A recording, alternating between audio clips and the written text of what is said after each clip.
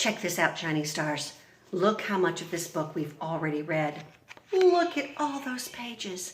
And this is all we have left until we find out if they get to live happily ever after.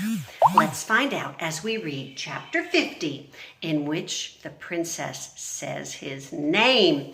The last time we were together, Miggery Sow, the princess, and Ruskiro were all together in the basement. And the last sentence I read was, and reader, truthfully, they might be sitting there still if a mouse had not arrived.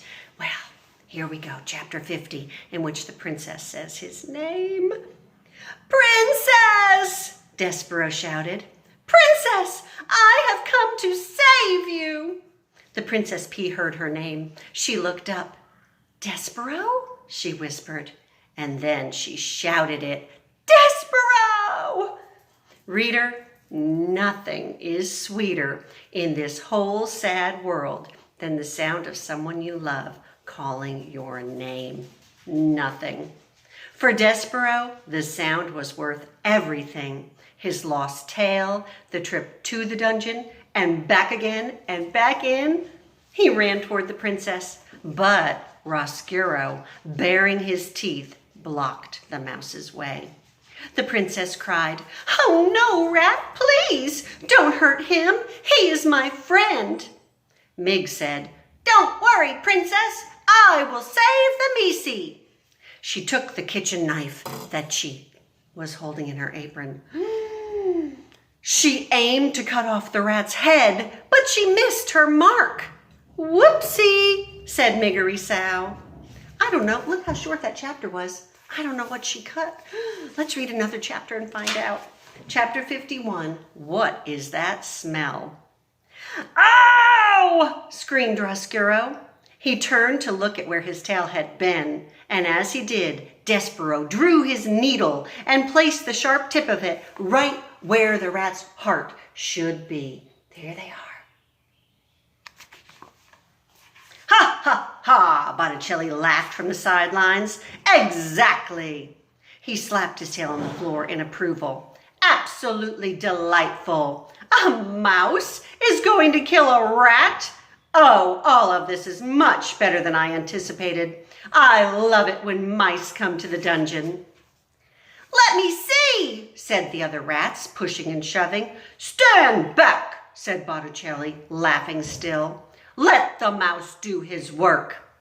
Despero held the trembling needle against Ruskiro's heart. The mouse knew that as a knight, it was his duty to protect the princess. But would killing the rat really make the darkness go away? Despero bowed his head ever so slightly, and as he did so, his whiskers brushed against the rat's nose. Sniffed Ruskiro. What is that smell? He asked. Mouse blood, shouted one rat. Blood and bones, shouted another. You're smelling tears, said Botticelli. Tears and thwarted love. Thwarted means he wanted it, but he didn't get it. Exactly, said Ruskiro. And yet there's something else. He sniffed again. He sniffed soup.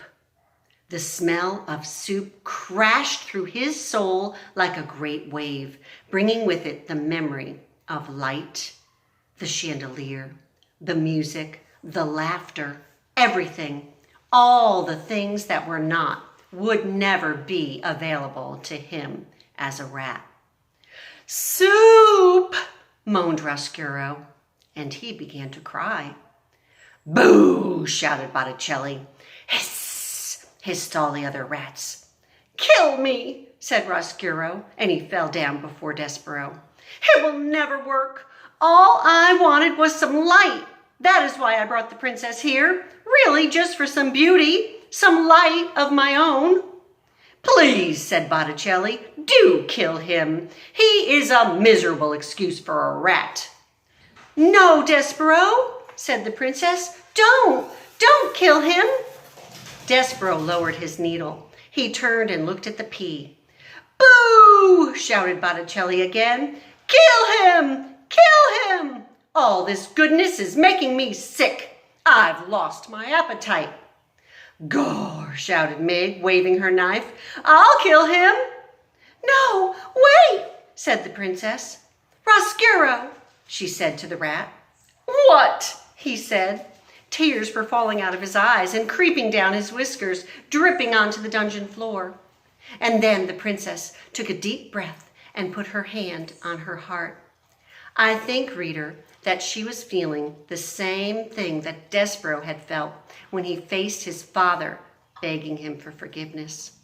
That is, P was aware suddenly of how fragile her heart was, how much darkness was inside it. She did not like the rat. She would never like the rat, but she knew what she must do to save her own heart. And so, here are the words that the princess spoke to her enemy. She said, Roscuro, would you like some soup? She's got to give him some soup. Isn't he the one who killed her mother? The rat sniffed. Don't torment me, he said. I promise you, said the princess, that if you lead us out of here, I will get cook to make you some soup, and you can eat it in the banquet hall. Speaking of soup, said one of the rats, give us the mousie. We need something to eat. Yeah, shouted another, hand over the mouse. Who would want him now, said Botticelli. The flavor of him will be ruined.